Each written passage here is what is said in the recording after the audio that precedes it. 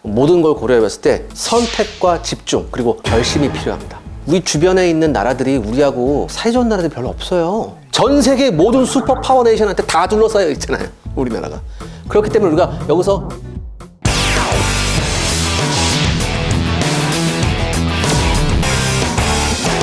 이 SLBM이 무서운 이유가 바닷속은 천연의 스트레스 지역이죠. 왜요? 물은 대기 밀도의 800배이기 때문에 그 어떤 전파도 통과가 불가능해요. 그래서 물속에서 뭔가를 위치를 잡아내려면 뭐밖에 못해요? 음파밖에 안 되죠. 근데 음파라는 거는 거리의 제한, 정밀도의 제한이 커요. 그렇기 때문에 잠수함이 일단 한번 물속으로 들어가게 되면 얘를 찾아내는 게 정말 힘들어요. 이런 궁극의 은밀성을 가지고 있는 무기이기 때문에 얘가 대량 파괴 무기를 싣고 우리 바다 근처에 와가지고 뭔가를 쏜다. 이거는 정말 생각하기 싫은 거고.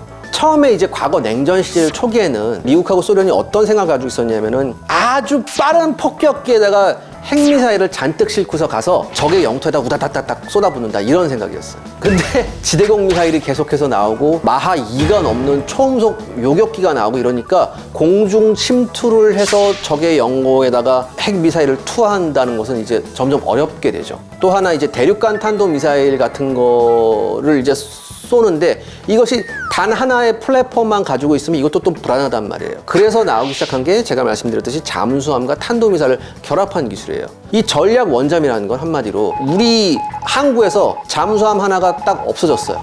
적들도 분명히 그걸 모니터하고 있단 말이죠. 이제부터는 뭐예요? 난리가 나는 거죠. 얘를 찾기 위해서 모든 해군력을 총동원해야 돼요. 왜? 혹시나 우리 영해에 들어올까 봐. 이게 무서운 거라는 거죠. 또 하나 있어요. 전략 원잠이 왜 무섭냐? 아주 간단한 예만 들게요. 소련하고 미국하고 떨어져 있는 거리를 한번 우리가 생각해보자는 얘기죠. 어마어마하게 멀잖아요. 그러니까 지구 둘레가 한 4만 킬로 정도 돼요. 만약에 지구 반대편에서 상대가 서로 싸우려고 하면 일단은 뭐예요? 거의 4만 킬로 비슷하게 날아가는 미사일을 만들어야 될 거 아니야. 근데 잠수함 탄도미사일은 1만 킬로만 날아가는 탄도미사일만 있어도 돼요. 얘가 북극에 가서 쏜다고 생각해봐요. 북극 정점에서 쏘면 1만 킬로면요 북반구 전체가 다 커버가 돼요. 가끔 뭐 영화에서 보면 이런 거 있어요. 북극해에서 갑자기 빙벽을 뚫고 갑자기 잠수함이 확 떠오르는 이런 거 있어요. 물속에다가 빙산, 그 다음에 빙괴 이런 것들이 잠수함의 존재를 거의 완벽하게 숨겨주거든요. 그러니까 이 북극은 전 세계 원자력 잠수함에 보이지 않는 각축장이에요, 얘네가. 또 하나 SLBM의 무서운 점이 뭐냐면 이 전략적 차원에서 볼 수 있는 거예요. 예를 들어서 우리가 적한테 먼저 선제 공격을 당했어요. 우리도 보복을 해야 되잖아요. 근데 만에 하나 우리가 보복 수단이 지상에 있는 발사 플랫폼이 다 파괴됐단 말이야. 그래도 우리한테 뭐가 있으면 SLBM이 있으면 적한테 보복 공격이 가능하게 되죠. 그러니까 뭐예요? 선제 공격에 성공했다 하더라도 안심할 수가 없는 겁니다. 바로 이게 우리가 이른바 말하는 MAD죠. Mutual Assurance Destruction. 상호 확증 파괴라는 거예요. 그러니까 니네가 먼저 공격해도 우리가 뭐예요? 충분히 보복할 수 있는 수단이 있기 때문에 핵전쟁을 서로 안 한다는 거죠. 이런 개념이 있어서 SLBM은 대단히 중요한 요소입니다. 지금 설명만 들어서는 굉장히 완벽한 아주 이상적인 무기인 것 같은데. 맞아요. 제가 생각해도 SLBM 이상은 없다고 저 개인적으로 생각을 할 정도예요. 그럼에도 취약점이 있다. 이게 SLBM의 취약점은 우리가 잠수함을 배경으로 한 영화에서 가장 많이 나오죠. 본부에서는 발사하려고 와요.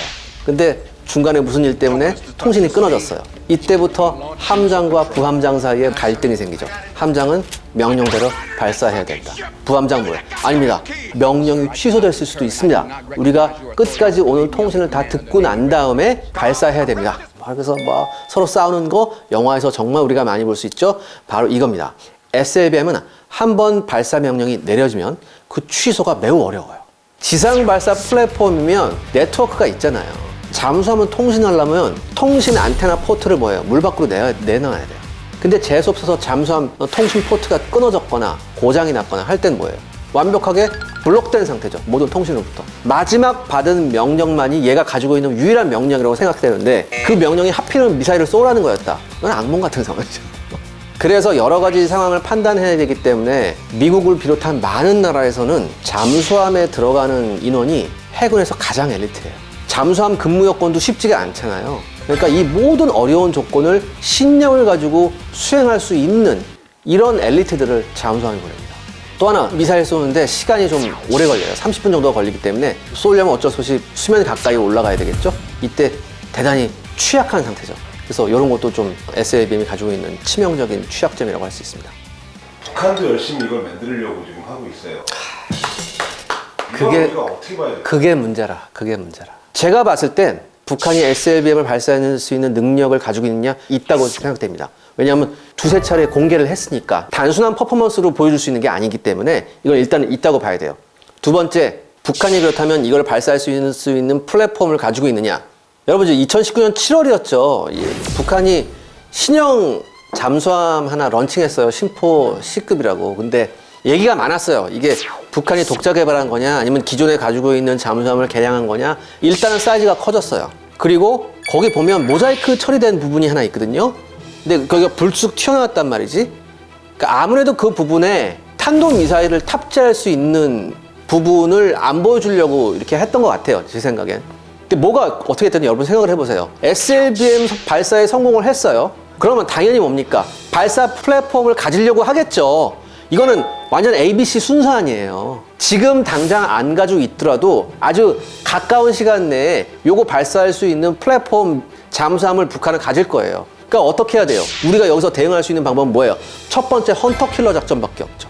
쉽게 말해서 북한의 항구에서 북한의 잠수함이 없어진 그 순간부터 뭐예요? 북한 잠수함을 추적할 수 있어야 돼요.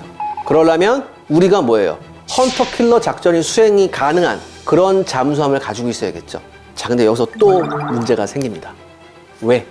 우리가 뭐 요번에 뭐 3,000톤급 잠수함을 하나 한 척 진수했는데 이게 뭐 AIP 추진 시스템으로 해가지고 뭐 보름간 부상을 하지 않고 수중에서 작전이 가능하다고 하지만 불안하죠. 이 정도는. 그리고 지금도 한 척 진수된 게 한 척밖에 없어요. 근데 우리가 서해도 있고 동해도 해야 된단 말이지. 그쵸? 그럼 뭐예요? 몇 척 있어야 될 것 같아요? 난 계산이 안 돼. 솔직하게. 적 잠수함이 하나 없어졌는데 우리도 잠수함 한 척 딸랑 보내서 걔 찾으려고 돌아다녀 한 척 가지고? 아니죠. 적어도 뭐예요? 서너 척은 있어야지 완벽한 그물망 헌터킬러 작전이 가능하겠죠. 이게 양쪽에 있어야 돼. 근데 양쪽에 있어야 되는데 계속 작전 상태야? 작전 상태 아닌 애들도 있겠죠. 정비할 수도 있고 훈련할 수도 있고. 그럼 뭐예요? 작전 나간 거에 비해서 3배에서 4배 정도의 잠수함이 필요해요. 그러면 이제 미국 같은 군사 선진국 같은 경우에는 네. SLBM에 대해서 어떻게 대응을 하고 있나요?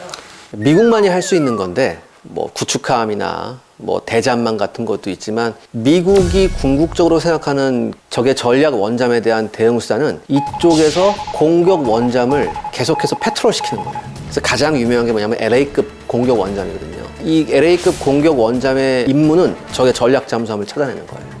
속도도 빠르게 만들었고 적 잠수함에 대한 공격 능력도 어마어마하고 심지어 얘는 뭐가 있냐면 순항미사일도 탑재를 하고 있어요. 그래서 예전에는 공격 원잠이어서 뭐 전략적 공격 능력이 없다고 했는데 요즘에는 핵탄두를 탑재한 토마호크 미사일을 갖고 있거든요. 그래서 제한적인 전략 공격도 가능한 애예요.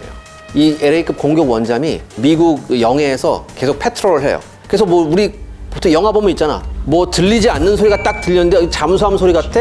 이거 딱 듣고 쫓아가는 거야. 그때부터 추적하는 거고 그 다음에 인공위성이나 뭐 이런 데서 적성국의 전략 잠수함이 없어졌다라고 딱 신호가 포착이 되면 그때부터 그 주변부터 싹싹싹 훑고 다녀요. 얘 찾아내려고. 그러니까 이건 미국만이 할 수 있죠. 미국같이 공격 원잠을 대량으로 배치할 수 있는 나라만이 할 수 있어요.